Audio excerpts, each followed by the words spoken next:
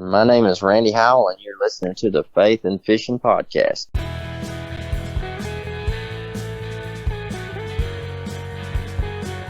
Welcome to the Faith and Fishing Podcast. I'm Cam. And I'm Robert.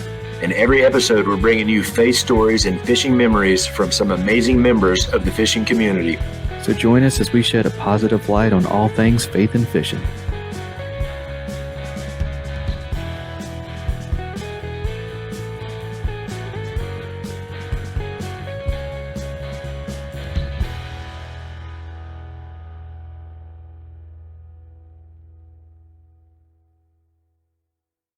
Hey y'all, welcome back to the Faith and Fishing Podcast. I'm Cam. Hey, and I'm Robert. And it's just going to be us this week. We got some really good things to talk about. We're going to talk about our scariest moments on the water and kind of our version of a holiday or a Halloween special, I guess you could say. But before we do that, we got a couple of other things we wanted to talk about. But Robert, we didn't do it last week, so I wanted to hit it this week. Have you done any fishing since we last talked? So you know what? I did. I fished today, actually.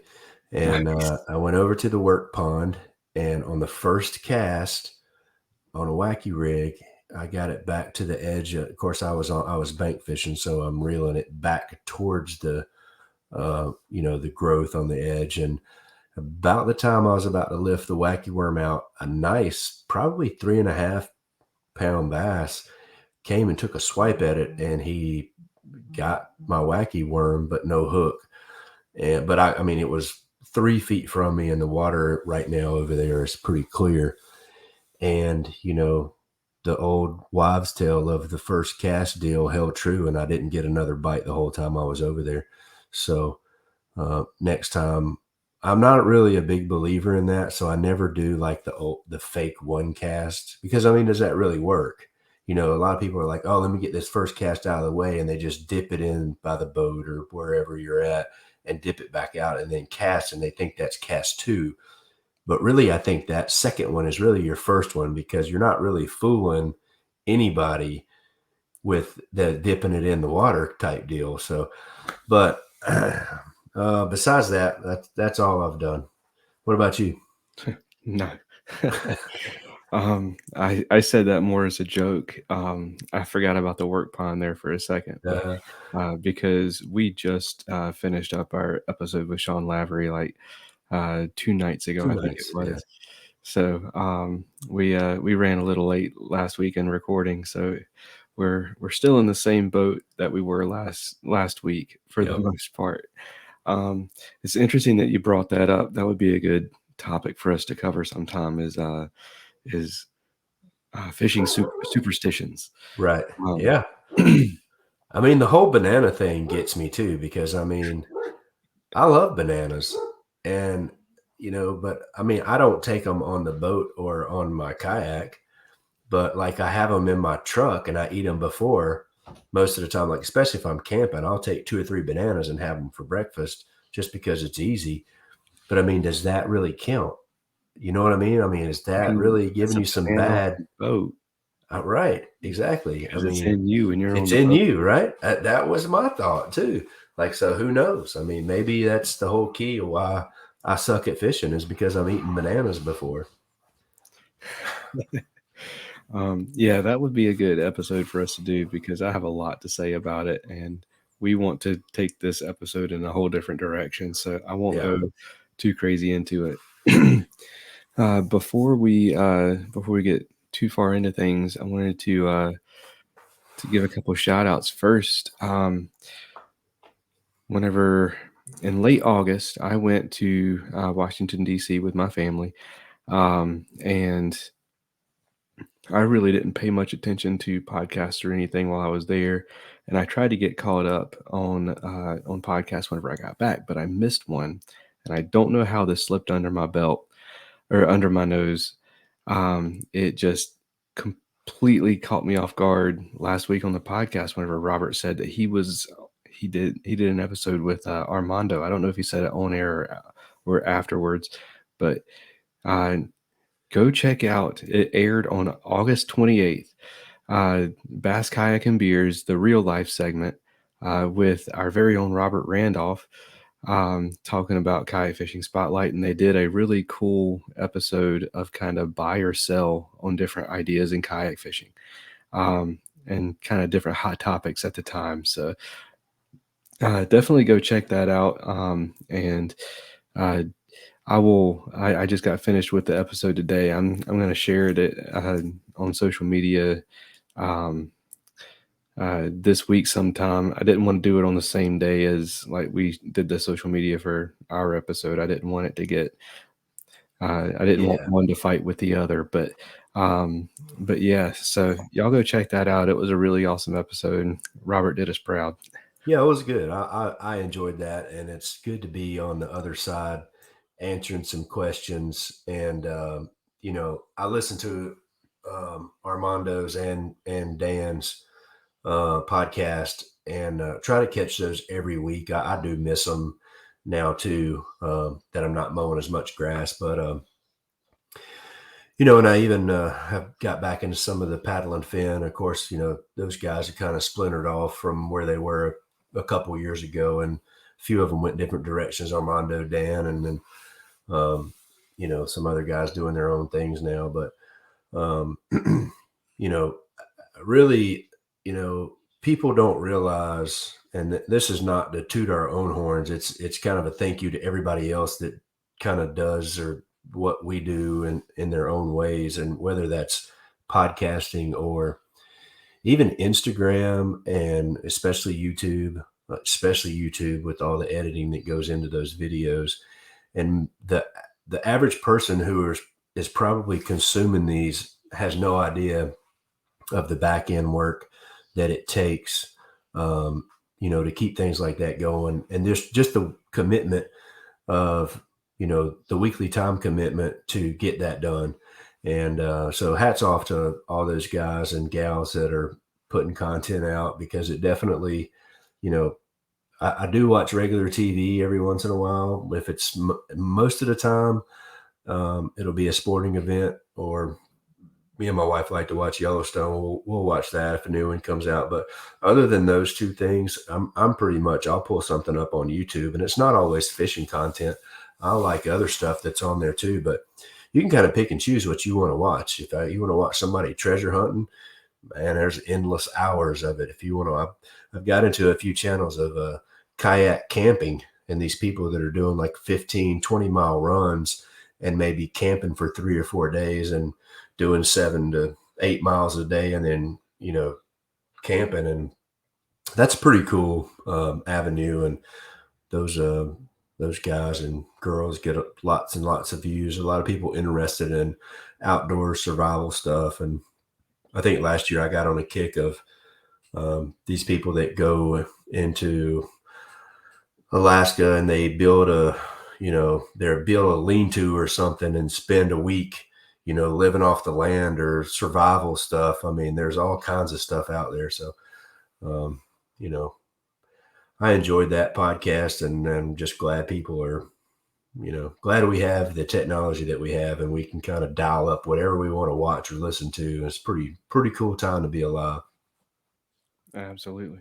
And Armando, if you're listening, I heard at the end that you wanted to have both of us on at some point. You've got Robert's number. I'm pretty sure you got my number. Go ahead and hit us up. We're ready for you, man.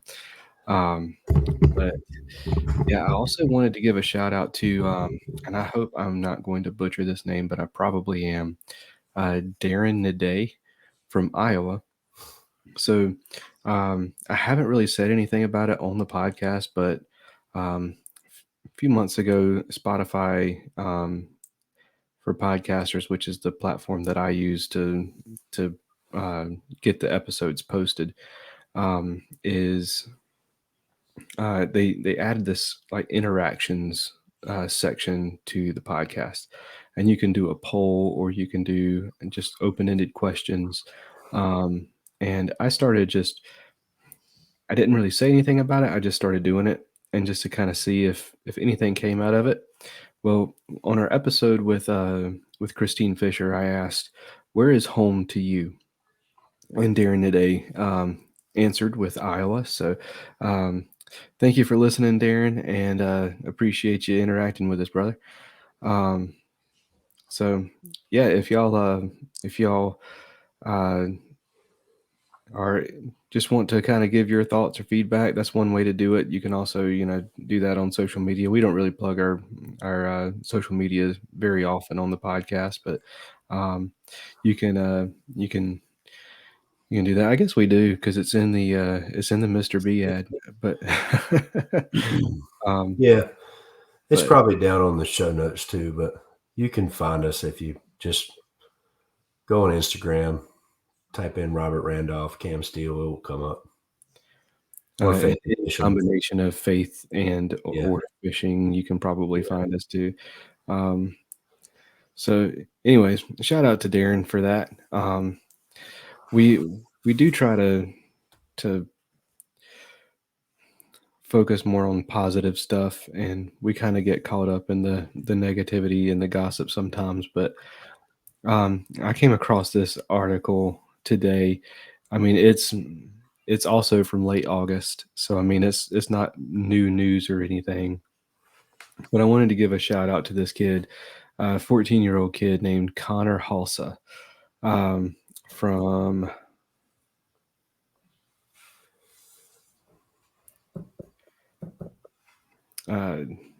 North Dakota. He was on a trip. He went. He was fishing for walleye. So here's some good news coming from the walleye scene. Seems like the only news I've ever heard from the walleye scene had we got weights and fish, but he ended up hooking a wallet on his trip. He was dragging a lure or drifting with a lure and hooked a wallet. It was $2,000 cash in the wallet. And this 14-year-old wanted to return the money. So there was no kind of ID or anything in there. So what they did was they found a business card with a man's name on it. They reached out to the man, and the man knew who the wallet belonged to. So I don't know if there was some other kind of like identifying marks or business card related type stuff, but he knew who the wallet belonged to as a farmer. And so they reached out to the farmer.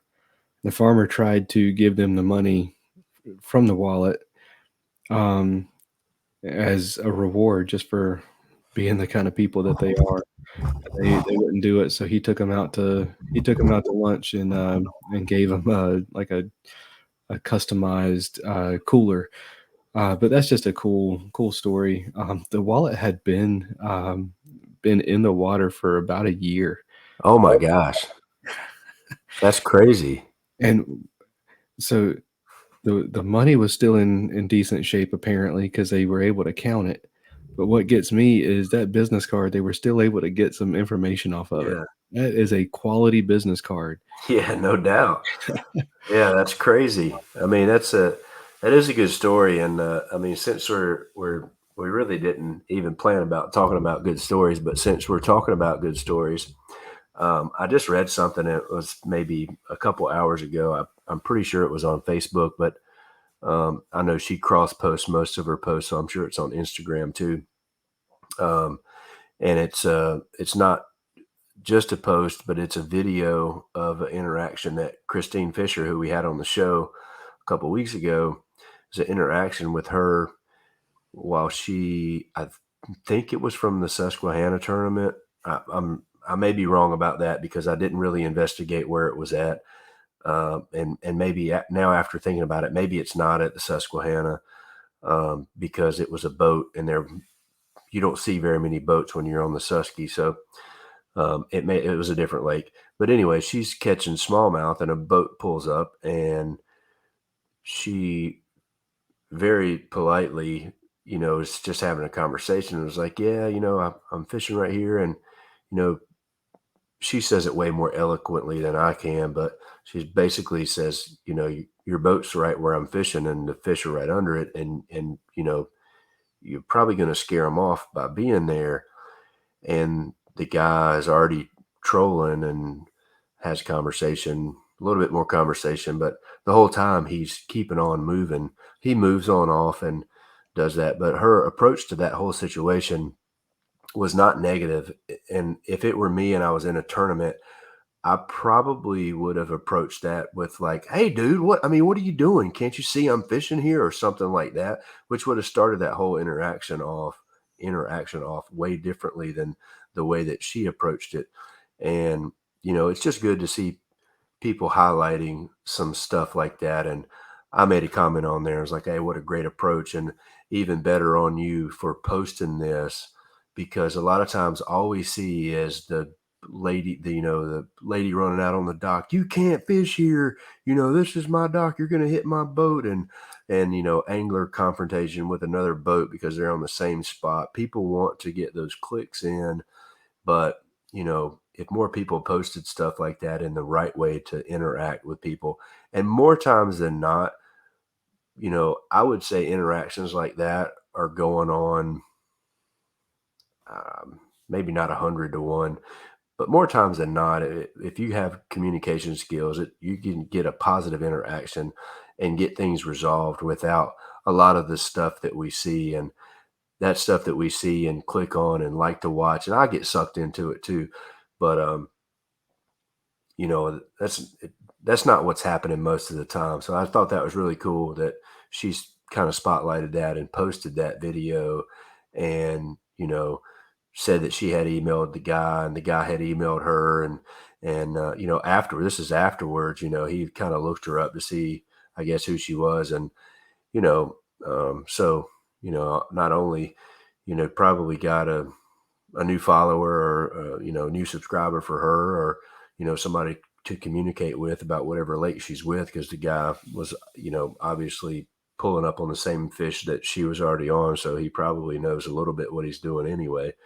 But anyway, I just thought that was a cool interaction, and cool of her to share that. Yeah, absolutely. All right, man. Well, let's thank a couple sponsors, and then we'll kind of move on into some of the meat and potatoes of the episode. Sounds good.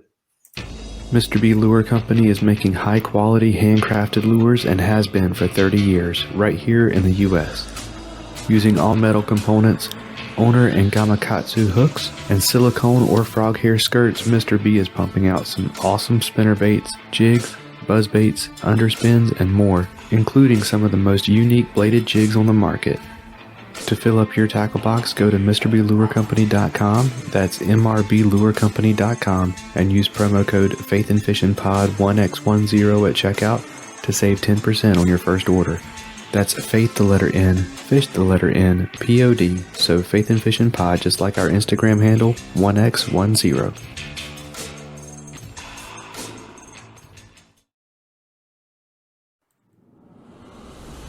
Get Outdoors Pedal and Paddle is one of the largest canoe, kayak, and cycling retailers in the Southeast, with a huge selection of kayaks, canoes, bikes, and all the accessories needed to experience paddling and cycling comfortably and safely. Get Outdoors helps to expand and educate the paddling community through their free demos held on local lakes in the Greensboro, North Carolina area, and through in-store clinics and on-the-water courses and demos. And we'll even get your new boat rigged up for kayak fishing for you. Stop by the shop in Greensboro, North Carolina, or check out shopgetoutdoors.com to be wowed by their selection. All right. So hopefully things are going to be a little bit smooth on the listener's end. On my end, I'm getting a lot of lags and freezes and cutting in and out. So hopefully that's not on everybody's end. But anyways, so I was listening to a podcast today, and Chad Hoover said that whenever you have something that is like the draw for your episode, you always play it last. So we're going to tease the scariest moments again and then move on to something else again really quick. But we're going to try this out, see how it works. But we wanted to kind of expand on a conversation that we almost got sucked into at the beginning of the episode with Sean Lavery. And that's kind of the the state of bass fishing tournaments, from the boat side and from the kayak side, and just kind of how things are going there. And the big news right now is the news from the MLF. We talked about it a little bit last week. So going back to the every fish counts, which you and I both agreed we were kind of on board with that, but we also kind of were felt like that wasn't really the thing that needed to be fixed. But I listened to the episode this week from Tackle Talk, and he talked about it, and he brought up a really good point. And this is the third time in 4 years that they have done a major change to their format, and that is not a good look. And then the other thing that he brought up was, you brought it up too, but shaving their roster from 80 spots to 50 spots.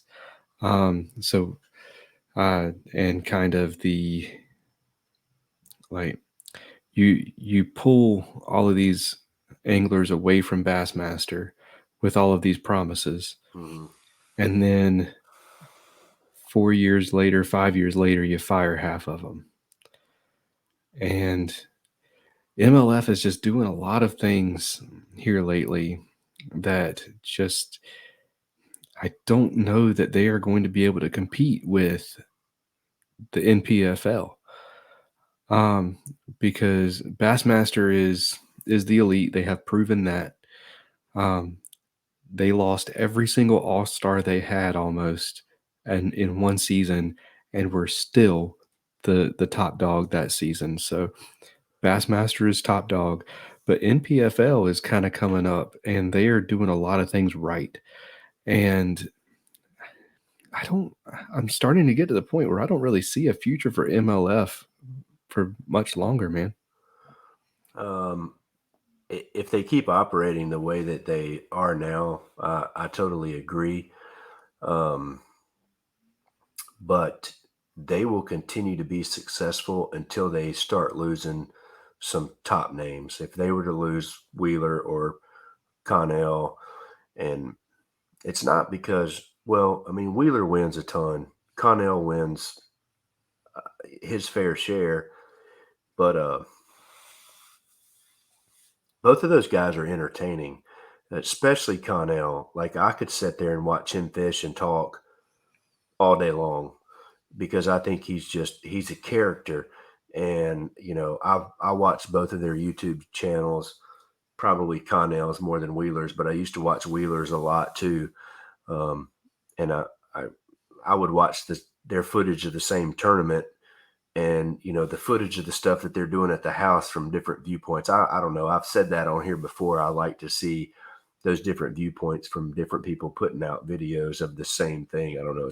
It's cool to me. But if, excuse me, if they were to ever lose, a couple of those top guys, they're done.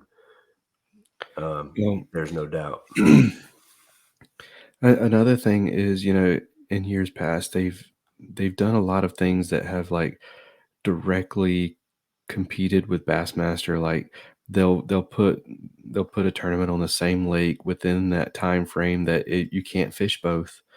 They'll do certain events and stuff at the same time that the Bassmaster Classic, like Expo and stuff, is at. So these guys that have sponsor obligations, like, they're like, you can't go to Bassmaster because that's Bassmaster kind of thing. And I mean, it's a pay to play sport right now because their promise of no entry fee fell through. So it's like you're treating them like they're players on a team that you own, but they're paying to play. Yeah. And so there's just a lot of things going on with MLF that I just don't agree with. And yeah, Kevin Van Dam just retired. They still have big names, but we're at that point where it's like, man, they've got to start doing some things right. Yeah, Being different in your format with every fish counts is just not enough. yeah. Well, it's just like any other tournament organization or any business, any company. You take anything in life. If the leadership begins to fail and not come through and do what they say they were going to do, that organization at some point is going to fail unless that is corrected.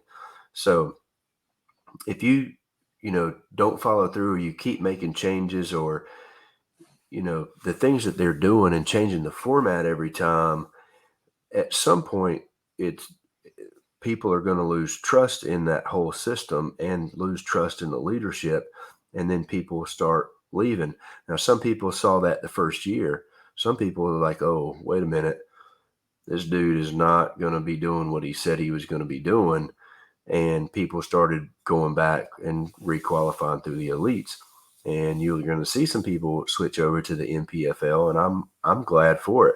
I said on here like 3 weeks ago, those guys were the first ones to have that, really nice split screen with the anglers explaining what they were doing with the live scope. I got a kick out of watching all that footage. But I enjoy watching those tournaments. The thing that leaves me scratching my head is, I don't really blame them for making the anglers pay, even though one of the draws was, if you come over here, you're going to be a true pro athlete and you're not going to have to pay entry fees, which that drew a lot of people over. But it's not like everybody else isn't paying as well. I mean, you pay for the NPFL, you pay for the elites. That's the way this game is set up. Yeah, it's just going back on that promise that rubs you the wrong way. And I totally agree with that. But my point in bringing that up is, let's take a Hobie BOS and let's take it in 2022 when they were maxing out at 200. And you're taking 200 guys that are paying whatever the entry fee was then. I think it was around 165, something like that. You're taking 200 guys that are paying 165. So basically these 200 guys are putting all this money in for the top how many ever to cut checks to keep this trail going. Because you look at the leaderboards and who's winning those tournaments and who's in, let's just say who's in the top 50. It's a lot of the same names, but that trail is going around different places. And if it goes to Santee, there's at least 75 North Carolina guys who are jumping in this thing. And most of them, not all, because there's some guys that do really well on Santee that are from the Carolinas, but most of them are just fishing it for the experience. And, that's how that this trail is funding the paychecks for these guys that are cashing checks. So my point in bringing that up is, okay, these guys are paying. And if I'm going to go from 80 anglers to 50 anglers or 45, whatever that number is going to be, then wait a minute, because now if I'm Wheeler or I'm Connell and I'm one of these dudes that's winning all the time, I'm like, hang on, because now I don't have 30 other people to pull their money from when I get my paycheck. How is this? How is the economics of that going to work out? And are they going to be paying more to have that same payout? Because you can only get so much sponsorship money, especially when you're doing boneheaded things like the MLF is doing. Sponsors are going to start pulling away from that as well. That's a good question, because they also are moving from $100,000 first place payout to $130,000 first place payout. So they're going to be doing bigger payouts with fewer people. You're right. Are they going to be bumping up those entry fees? Yeah, and maybe they have a plan to make that money up on the backside somewhere. Or they think it's going to come from TV. It's not coming from TV, because if you're going to every fish counts, that is a lot a forward-facing sonar, and that is exactly what fans don't want to watch right now. Yeah. So I don't know. I mean, we just kind of have to see how it plays out. And I mean, I'm going to watch whatever's on. If MLF is on, and I'm going to see who's leading or whatever. And if it's somebody I like that's got a camera in their boat, for the elites, I'm going to watch that. And I judge it more on who's got the cameras in their boats and whether I think they're entertaining or educational angler as to where they're fishing from. I like all the fishing formats. I don't care. The only thing that is frustrating is the whole Cayuga deal, and not. I mean, they should just owned up that, hey, we messed up on this deal, and there were fish caught that were caught multiple times, and punishment should have been handed out. Fish that they were unhooking in the water because they didn't want the camera to see it. Yeah. Oh yeah, I saw that. I mean, and the way that fish came up, it was definitely snagged. I mean, I think that's the one that you're talking about. But I just Bassmaster is the king of the hill because it has all of the history. And when you're quite a bit younger than I am, but I mean, Bassmaster was the only game in town, and I mean that's just what you tuned into because that's all the fishing. Unless you wanted to watch, Bill Dance or Roland Martin, um, that's the only tournament fishing that you were going to watch is Bassmaster. But I don't know. I don't know where MLF goes from here. Really, I mean, I'm interested to see how this plays out the rest of this year on into next year in the off season to see kind of what happens with who's going to leave and who's there's going to be some of these anglers that aren't even going to give this a chance. They're going to be like, you know what, I'm out of here if they can figure out how to make a living, not doing what they're doing. And that's the other thing is, you tie people's hands because now they've signed sponsorship deals because, they're an MLF angler. And so they're kind of have their hands tied, and it's a tough position to be in. I mean, it's For sure. everybody thinks they Especially want to be a professional angler, and it's I don't know, man, the emotional roller coaster that all those guys go on is kind of crazy. I tell you, if I know that there's a solid chance I'm not going to make the cut, like I know that I'm not the top 25%, so there's that possibility I'm not going to make that 50 angler cut. I'm leaving this year, and I'm going to the EQs for Bassmaster because I know that's where a lot of those anglers are going the next year, and Bassmaster only takes 9 from the EQs.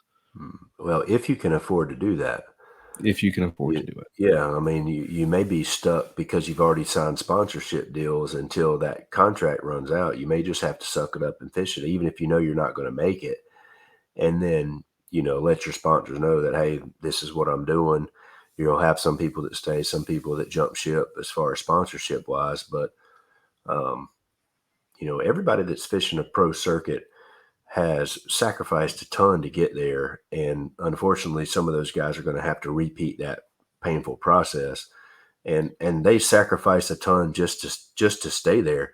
I mean, just you think about what those guys do traveling around, a lot of times, traveling away from their families and just the time spent. And we talked about it a little bit off air before we even came on, with some of the younger guys that don't have families and, don't really understand true life responsibilities other than themselves. I mean, it obviously is a responsibility to take care of yourself, but when you start putting wives and kids and those things in the mix, that changes the game. So, Yeah. I feel for those guys, and I, hope Yeah. that it'll be interesting to see how it works out and who stays where and all that. Yeah, Andrew at Tackle Talk brought up a really good. He made a really good point with, there's going to be, um, 30 of probably the 200 best anglers in the country, and there's a solid chunk of that 30 that probably is never going to be fishing professionally anymore. They're going to be having to go find another job to make ends meet, and that's rough. Oh yeah. Oh, there's no doubt. But I also think that some of them will jump in kayaks as well. Maybe. I think that that's a possibility. I mean, you look at the investment and you look at the difference in it. They already have the knowledge and the skill set, and it is a little difference in it. But um, you know, the ROI on kayak fishing tournaments, if you can fish and you can get in the top 20, is a lot better than the ROI on. You almost have to win or you have a second or third place to make money. The further you get down the line, obviously, you're a lot of times you may cash a check, but you lost money on as far as your travel and everything with boat, gas, pre-fishing, all the lodging. Whereas kayak fishing, a lot of times your expenses are going to be lower than, boat fishing. But yeah, that'd be interesting to see if you may get some anglers that are, I don't think they're going to quit fishing out of boats. I think they're still going to do tournaments. You may see them jump in some kayak tournaments. I don't know. I think it's cool. I like it when Greg DePalma fishes, Ike Anelli, Jordan Lee will dabble in it every once in a while if it's a native event or something like that. But, I like it when those guys dip their toes in, and it's kind of fun to see where they stack up at versus some of these guys that are, strictly kayak anglers. And Right. I think they get surprised too. I was listening to the Bass, the KBN with Greg DePalma on it from a few weeks back, and I think he was surprised at how good the competition was. So that'll be interesting to see as well. I hope some people jump into NPFL. I hope MLF figures it out, because I want it to be successful. But if they keep making changes like they have, at some point it's going to just fold up shop. Yeah, for sure. Well, was there any other tournament talk you wanted to hit? I think we've squeezed everything we could get out of that one. Yeah, I think so too. I'm still waiting for the Hobie schedule to come out. I think that's going to be interesting to see. Um, I don't. I saw AJ post somewhere that somebody made a comment about it. He was like, "You don't have much longer to wait, so maybe it'll be this week or next week that the Hobie schedule will come out." But I also feel like there's going to be some rule changes because I won't drop any names, but I know some people are moving away from man-powered kayaks and going to kayaks with only motors. And I know some of those people fish the Hobies, so that I think they may have some inside information that Hobie might be Yeah, that's what I keep hearing. going to Is that allow motors, but that we'll they see. think that that's going to happen? Yeah, I mean, Torquedo is one of their sponsors, so Yeah, I I hope not. Personally, I hope that there is that there still ends up being a national like upper echelon trail that is manpower only. Um, I think that that's good for the sport to have that that up there, but I think the people with motors are too loud and complainy whenever they don't get to use their motors, and I think that the rusty wheel gets or the squeaky wheel gets the grease, and from what I have seen, the loudest complainers have been the motor people who don't get to use their motors in all of kayak fishing. And so I think that it was only a matter of time, and I think you're right. I think that it's probably going to happen this season. I just hope that it does not. Yeah. I I think it's probably a reaction to the success that the Bass series has had. And, you had 2 really good years of Hobie for 21 and 22. And I still even think 23 was a good year for him, but the numbers weren't like they were in 22, especially.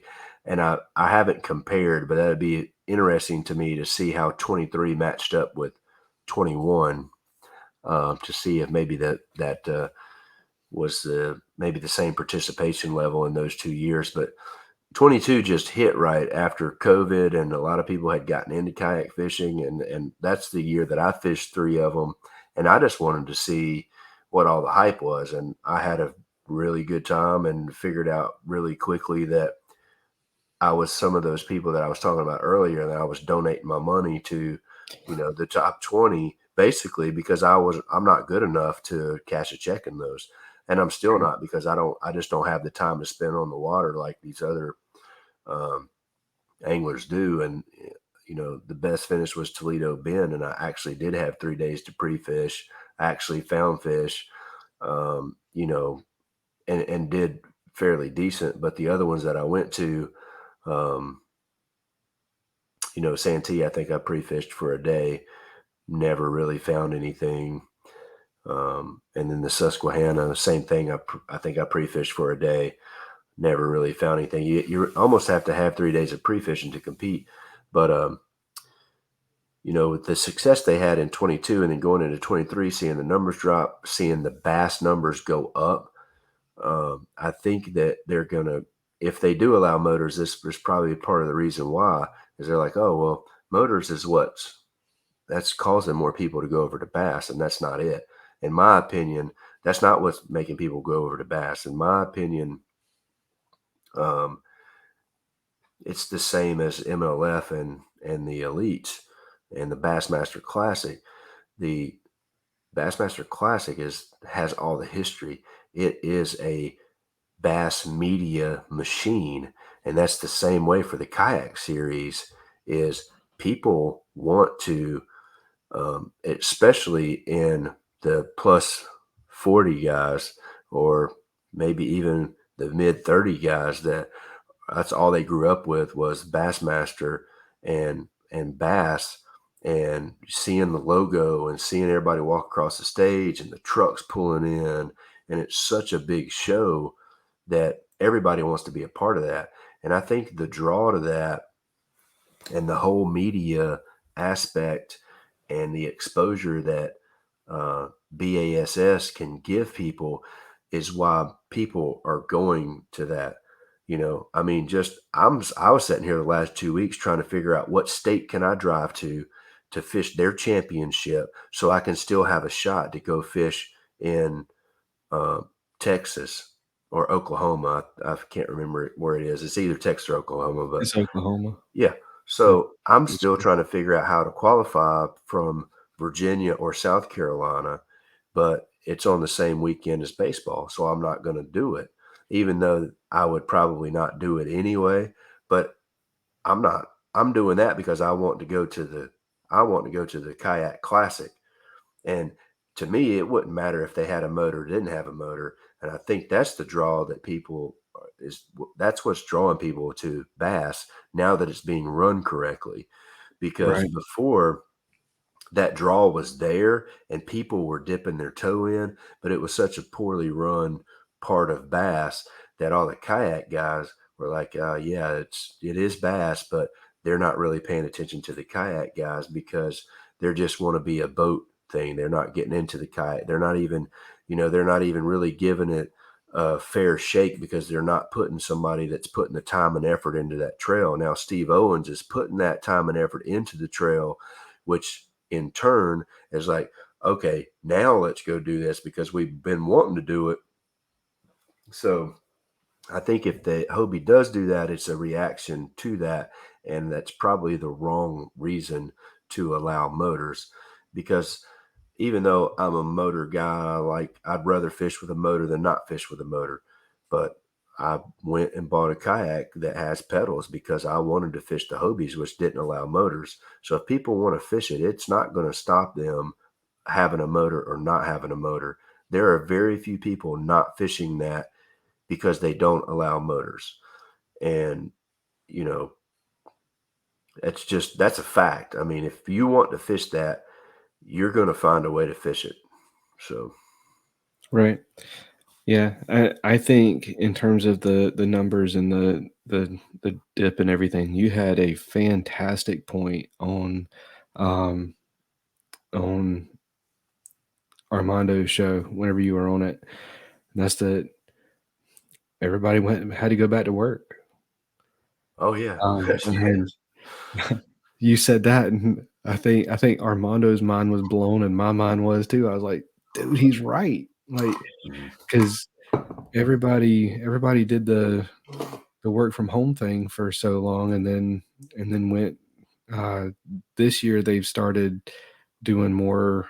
Like last year, it was starting to do hybrid type thing. This year they started to say, all right, everybody's coming back. So that was a really good observation, and I was like, man, he's right. That probably had a lot to do with it too. Yeah. And that's a good slash bad. The good part of it is it the same? No, but can you still get your tournament fix off of these local clubs? Heck yeah, man. I mean, I had fun that when I went to Car Lake 2 weeks ago and caught one fish, so I didn't skunk, but sat there and camped out with 8 or 9 guys from CCKF, and I mean, we had a big time, and went and fished the next day. It poured down the whole day. I didn't care, and that to me, is it as much fun or is it as exciting? Not quite, but it's for me, it's right there. I like it all. I don't care if it's a dang Wildcat Wednesday nighter with 10 people showing up at the ramp. We'll pay cash money and do it the old school style. Bring your pictures back to the ramp and then split the money up. I'm good with all of it. So I think people going back to work probably did hurt the national ones a little bit, but I still think that the local clubs is what is making this thing go. And, being able to be a part of those national events and dip our toes in when they come close enough to us. And that's what I'm going to do from here on out, is just try to make the ones that are close enough to us. Maybe the first bass one that's at Lake Murray. I think that's going to sell out. I think it's going to sell out pretty fast too. I don't know when it opens up, but I think that the bass series this next year will sell out quite a few events. I think that people are primed and ready, and they see what kind of trail Steve is going to run from this year, and I think you're going to see some numbers like Hobie had in 22. I think you're going to see that for that bass series, and for Hobie, I don't know. You might see the same thing. You might see that tick up again too, but I don't think you're gonna. I don't think you'll see a big jump if they do allow motors. I don't think that's what's going to drive it. I don't think there's this big group of anglers that are pure motor guys that are going to be like, oh yeah, now I'm going to go fish the Hobies because they're going to allow motors. But if you wanted to fish it, you would just go buy a pedal kayak. And I may be wrong about that. Maybe you get some of the KBF guys who are kind of fed up with that situation, who have motors that just didn't want to buy another kayak. Maybe you capture some of those guys. And then you have to throw the Kayak Adventure Series in there as well. Um, kind of a different deal, kind of more of a celebration. I think they're going to do fairly well. I think people want to have that vibe of everybody's together. The whole Fishing Friday thing, I'm not real sure if that's going to help or hurt them. I mean, because you're going to have to take a day off of work no matter. Whereas in these national ones, if you're close enough, you can pre-fish maybe the week before if it's not off limits, whatever, and then just drive down Friday after work. You don't even have to take a day off. If you know the lake, if it's somewhere that's closer, like if you lived in Charlotte and it's on Murray, you probably have fished Murray quite a bit.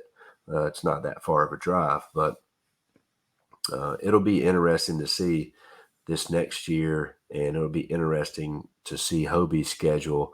And you really hadn't heard a peep out of KBF this whole time about what's going on with them for next year, other than a couple people have said there's going to be some big changes, which, I don't even know how you go from 4 years ago having 600 people at the national championship to this year having 80 something.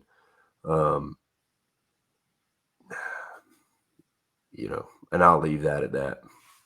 Yeah, they're going through some tough stuff over there. But anyways, let's hit the title topic of the episode.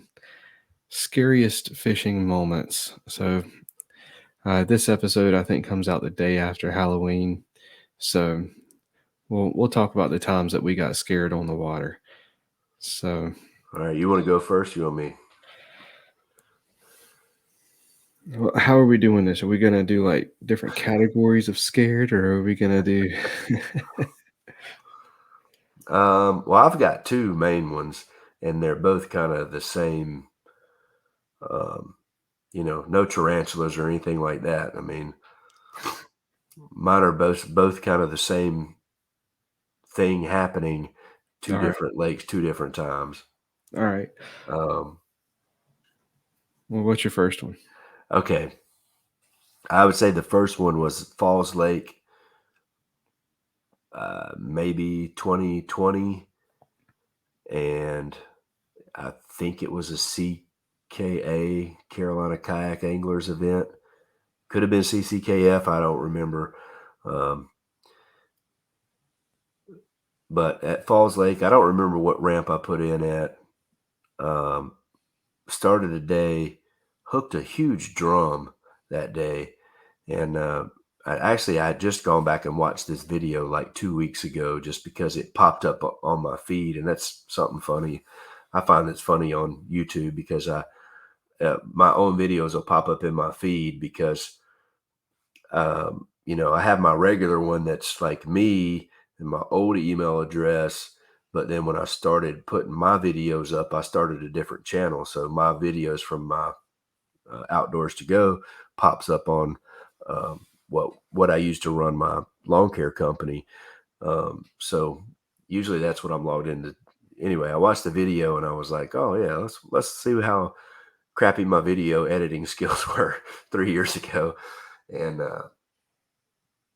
anyway, hook a big fish the rest of the day. I don't think I caught anything else. And I had gone around this big area on Falls that there's a railroad track on one side and a bridge. And I had gone all the way around. When I got to the railroad track and the bridge, I was across from the ramp, maybe I'll say a mile from the ramp across the lake. And I guess the wind had been picking up some. I didn't really notice, but to me, it went from 0 to 60-mile-an-hour winds in 10 minutes.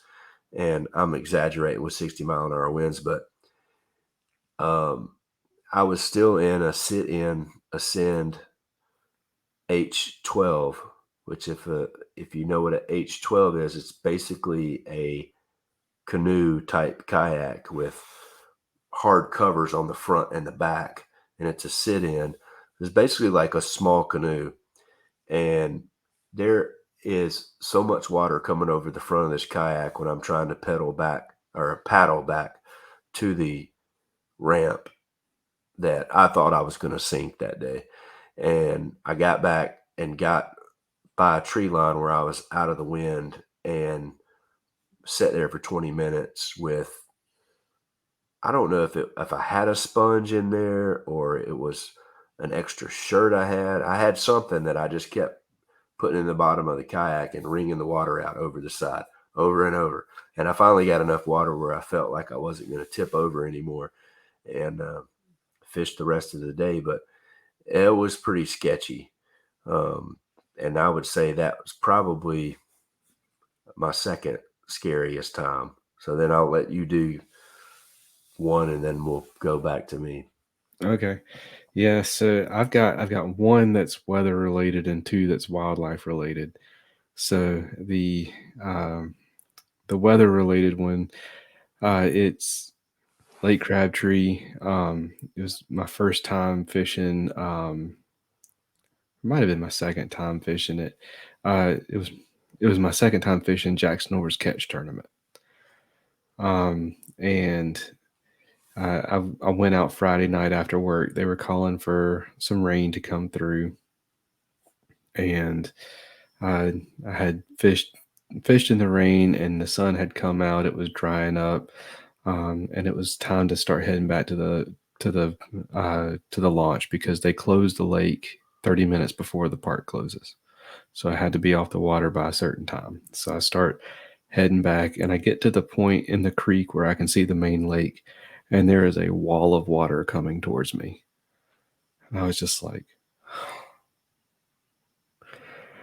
so I look up and I start to paddle through it, and I get there, and I can't see. So from the back of the creek, I can't see, or from the mouth of the creek, I can't see the lighthouse that they have there by the boat dock.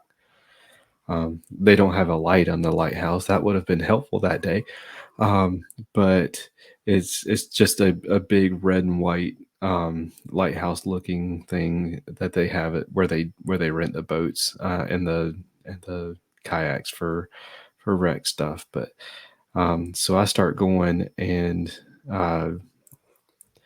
one of the buildings, like if you're if you're on the lake facing 40, those buildings on the right, one of those buildings got hit by lightning, and it goes boom. And I look at it, and I reach back and I grab all of my rods and I lay them down flat in front of me and just put my head down and start paddling. And I was paddling into the wind, into the rain, lightning striking all around me, loud thunder booms. And I was like, man, I don't know if these scupper holes are gonna bail this or not. Like, I don't know if they're gonna be able to keep up. Like, and I would try to look up to see where I was going, and the wind would push all the water into my face from the rain, and I couldn't see anything. And so I was like, well, let's just paddle until we hit something, I guess. And I paddle and finally get to the boat launch, and I start unloading, and this guy comes around the corner from Parks and Rec and is fussing at me for being there too late, for being on the water too late. And I'm like, man, you see this? I was a mile away when this thing hit. So yeah, that was fun. Definitely one of those times where I tried to film it just a little bit to kind of get an kind of show people how bad the storm was. But my video is only 2 seconds long because the raindrops hitting the screen kept turning the video off. Wow. So yeah, it was definitely the sketchiest water I've been in. It was, as you can imagine, in that kind of thunderstorm, extremely choppy. You know, it was. I've been on the Sound on some windy days, but that's the only time I've dealt with lightning on the water, and I prefer not to do that too many more times. Yeah, that lightning is scary stuff, especially when it's close to you and you can just, I mean, you can feel the strike and the bass from that thunder. You can hear the sizzle whenever whenever it goes through. You can hear the lightning before the thunder. Mm-hmm. Yeah, it's crazy. So I thought of another one. So my second one that I already had was another weather related, and it is on from Toledo Bend in 2022, and it was a Hobie BOS. And so that Saturday, the first day of the tournament, there were like 20-25 mile an hour winds coming out of the north. Well, Toledo Bend is a north-south lake that is huge. So as that wind pushes further down the lake, the waves only get bigger and bigger. And you can go on YouTube and search that tournament, and anybody's tournament footage that day is pretty scary. There's a lot of people with some great video from that day that, everybody experienced the same thing. Luckily, everybody came out of that safely, but it could have been, it could have not went down that way too. But I had found fish on a brush pile that was about 100 or 200 yards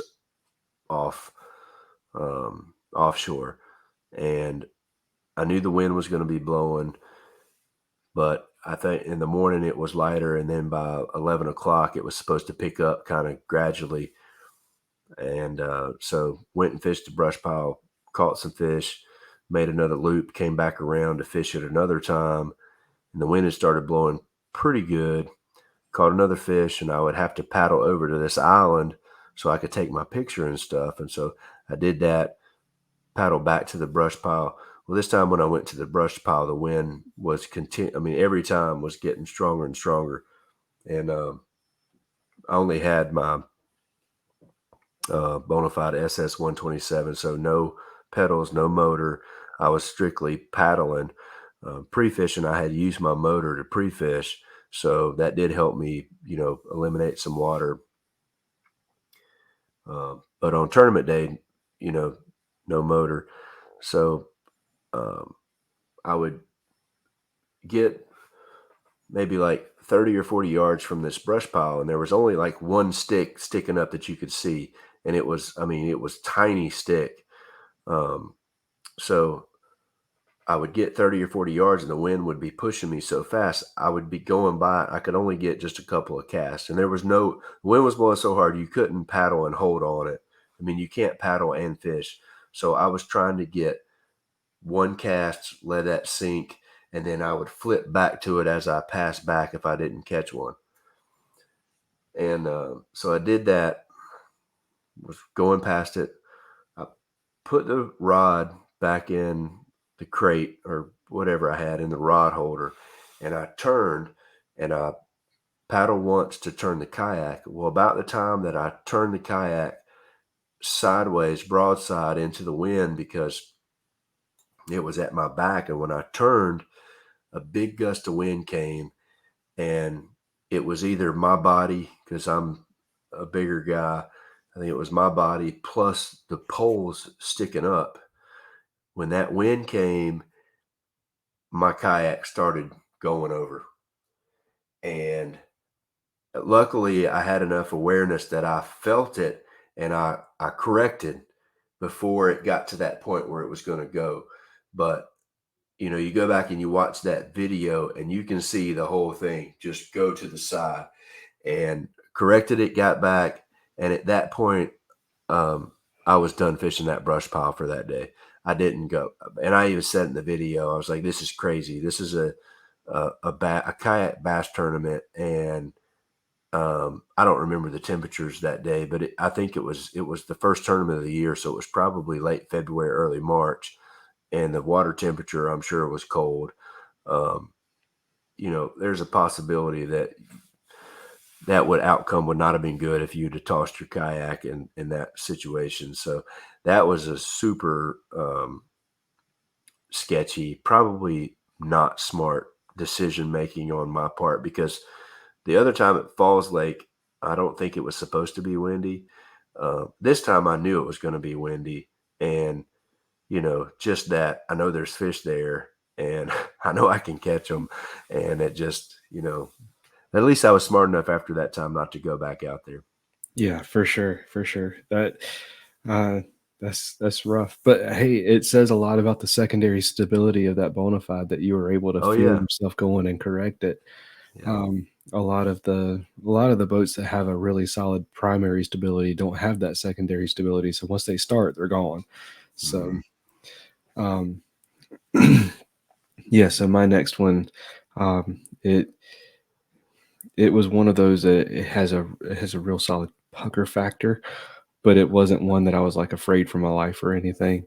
It was just that all of a sudden it was like got my heart rate going really big. So I I'm in one of the mill ponds that I cut my teeth on, and in a cypress swamp.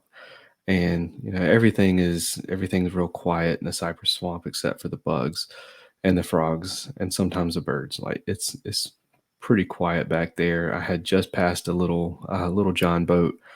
I was in my kayak, and I just passed a little John boat. He had his spider rig out, and he was going fishing for crappie. And I was back in some of the cypress trees, and I hear this huge splash. Just boosh. And my first thought was, oh, dude, that dude just fell in. I need to go check on him. Because I was like, it came from that direction. I was like, man, I hope he did not fall in, but I want to make sure that he's okay. So I get around the bend, and I can see where the ripples are coming from. So I go back in this little cove, and there's this big black thing on top of the water. And I'm like, what is that? Is that the back of his head? And it turned and looked at me, and it was a bear. Dang. And like all of a sudden my heart just goes, um, and then like, and then it just kind of looked at me, and then like it panicked and it took off. But um, it was one of those moments that it was like, oh gosh, that's not what I was ready for. Yeah. Oh, that is crazy. Um, yeah, I'll add one more to the mix, and this is not really, it wasn't me, but it was fishing and on the water, and it was a scary moment. Every year, the first week of May, me and um, four of my buddies go to the coast at Atlantic Beach, Moorhead, and we do some offshore fishing. And for a long time, on that first Thursday, on the Thursday that we go down, we would all pay and we would go out on the bill collector. The bill collector is a huge um, charter boat. Um, that if you want to go and have the best time offshore in Moorhead, look up the bill collector. Those guys are top notch. To me, the best charter boat that runs out of Moorhead. So, but we were going out on that charter boat that morning. So you get there at like, I don't know, 5 o'clock in the morning, put all your stuff on the boat, and you head out. And I think that day he was going out 70 or 80 miles and troll around, do some sport fishing. So we're like maybe 30 miles out. And at that time of the morning, I mean, sometimes you're looking out the back. I was up in the cabin on the couch, just dozing off I had my hat down. Most of the other guys were either sitting in a chair, dozing off. Um, and all of a sudden, we hear what sounded like a shotgun going off. I jumped up. A couple of the other dudes jumped up. Well, one of the guys that we always go with had gotten up because he didn't feel good. Well, he got up, he went to the edge of the boat, and he passed out. And he went all the way backwards. And the shotgun sound was his head hitting the deck of that boat. And this is like I don't even know to guess, probably a 60 or 70-foot sport fisher. Um, so huge boat. But he passed out. And needless to say, we didn't go fishing. We turned around and had to take him to the hospital. But it was some type of condition where he just loses, like, I guess, blood flow or something. And it's happened a couple more times to him since then, but that was the first time that it had happened, I think. But, looking back on it, we talked about it later that day. If he would have been on the very back of the boat, and done that, he would have just went into the water, and nobody would have ever known. Yeah. Because on those boats, you're not, as a passenger, as a guest, you're not wearing a life jacket. On a boat that's big, a kayak, I always have it on all the time. But a big sport fishing boat, you're required to have them on board, but you're not wearing it. Right. So, just looking back on it, it was a scary moment, and, luckily turned out the best that it could for that day. For sure. Well, my other wildlife related one was actually whenever you and I fished together for the first time. Because there's the pond you took me to has some standing trees in the water and everything, and they had what looked like Oh, I know what like, you're they talking looked like mushrooms. Like they look like salad plate sized mushrooms with white on top, black on the bottom. And so I was paddling in and around them and casting to the trees and stuff right underneath them, and got right underneath one and looked up. And whenever I got to see it from the bottom, it wasn't a mushroom; it was a wasp nest. Yeah.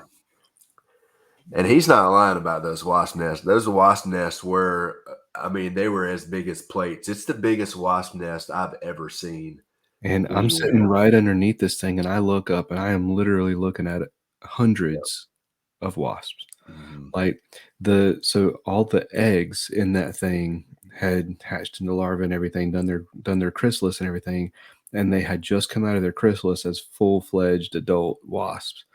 So Ready to sting.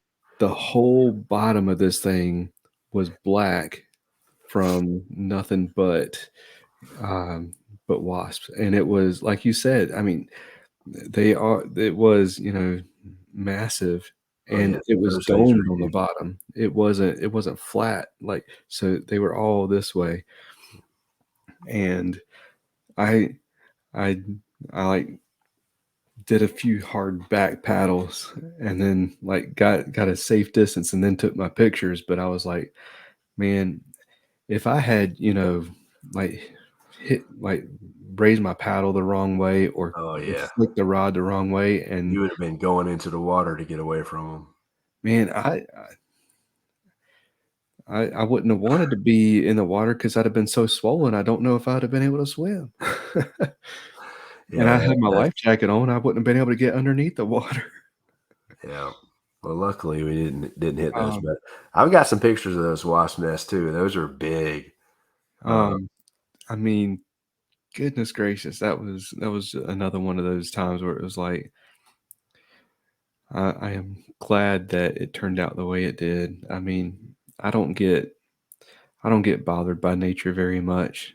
Um, Mhm. you know, I sometimes, like with the bear, I have that sudden burst of, oh gosh, oh, it's Yeah. just a bear, I'm okay.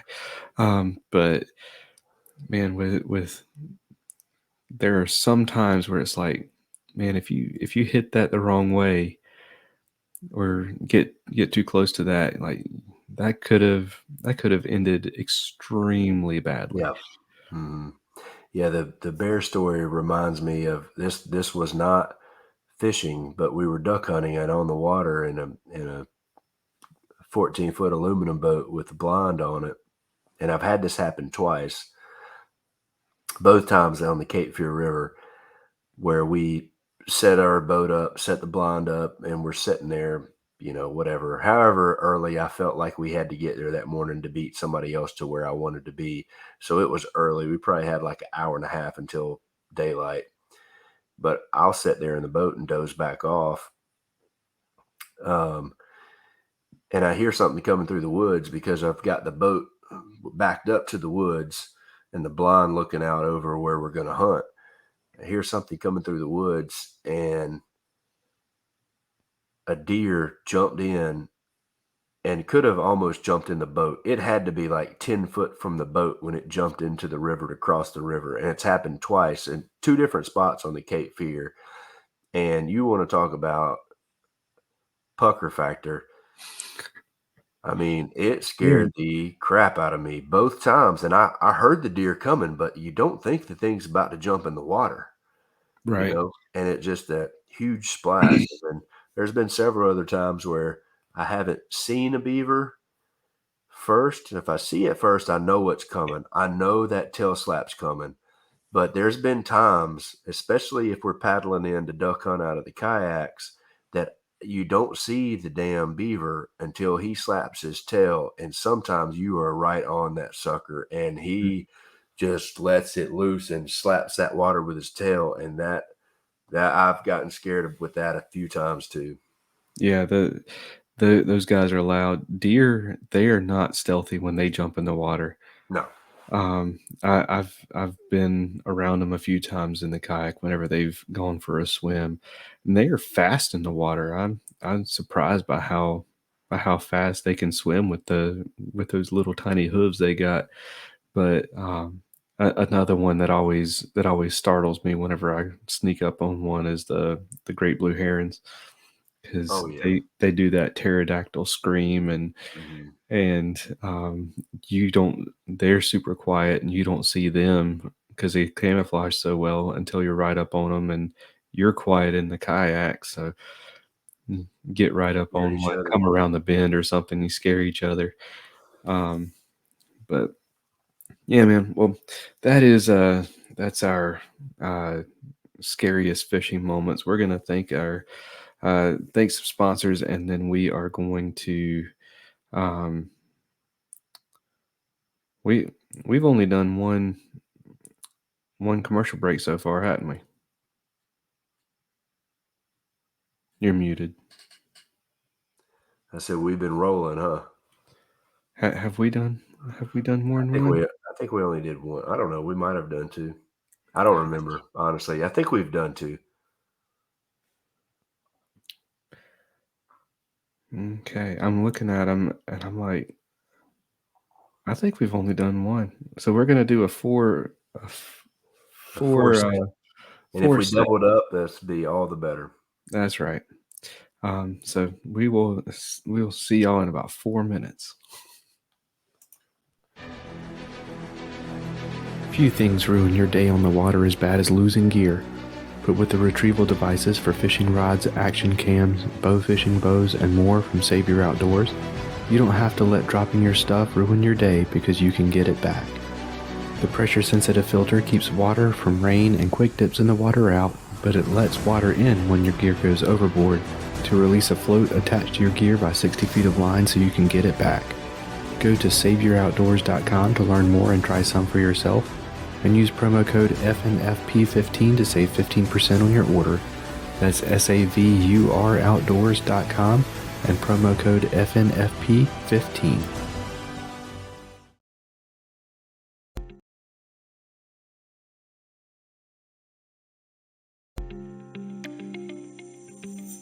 A huge selection and crazy fast shipping is already enough to turn heads as an online tackle shop, but Omnia Fishing sets themselves apart with their ambassador program. With Omnia, you can send in fishing reports for your local lakes that recommend baits, structure, tactics, and gear. And when another angler takes your advice and purchases something from your report, you get credit for it to spend at Omnia. The best part means that with Omnia Fishing, you can shop by lake and purchase baits and gear that are proven to work where you're fishing. To get started, go to omniafishing.com and use promo code FNF15 to save 15% on your first order.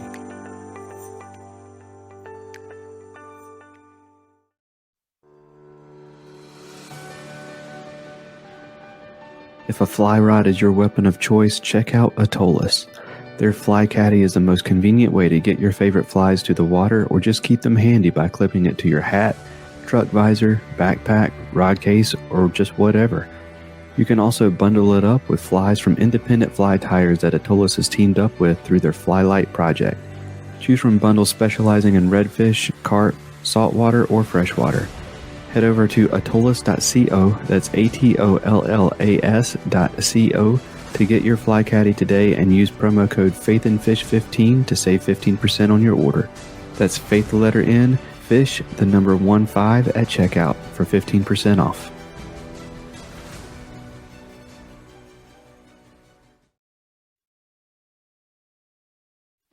If finesse fishing is your comfort zone, something you want to learn better this year, or just something you like to tie on as a Hail Mary pass, Jade's Jigs has everything you need and more, and it's all eco-friendly and lead-free. With an awesome selection of baits and colors, they've got a variety of techniques covered for you. Finesse jigs, underspins, Nico weights, Ned rigs, and more are all waiting for you at jadesjigs.com. And while you're there, use promo code FNF10 for 10% off your purchase. That's jadesjigs.com and promo code FNF10 for 10% off. All right, man. Well, that pretty much is our episode. You want to close us out in prayer this week, man?